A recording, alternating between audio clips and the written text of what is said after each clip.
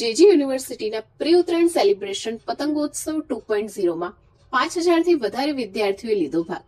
Professional પતંગબાજોએ પણ પતંગ ઉડાવ્યા. અમદાવાદ 11મી જાન્યુઆરી 2025 JG university દ્વારા પ્રી ઉત્તરાયણ સેલિબ્રેશનનું આયોજન કરવામાં આવ્યું, જેમાં 5000થી વધારે વિદ્યાર્થીઓ હાજર રહ્યા અને ડીજેના તાલે ઝૂમ્યા હતા.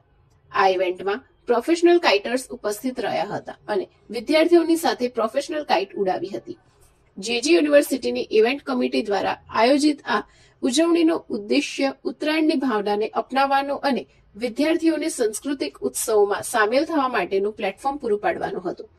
પ્રોફેશનલ પતંગબાજોના સમાવેશથી ઇવેન્ટમાં એક અનોખું અને રોમાંચક તત્વ ઉમેરાયું હતું, જેણે પતંગના આકર્ષક પ્રદર્શનથી પ્રેક્ષકોને મોહિત કર્યા હતા.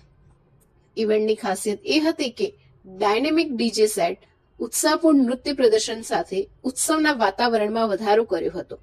સ્ટુડન્ટ્સે તેમની પ્રતિભા અને ઉત્સાહનું પ્રદર્શન કર્યું.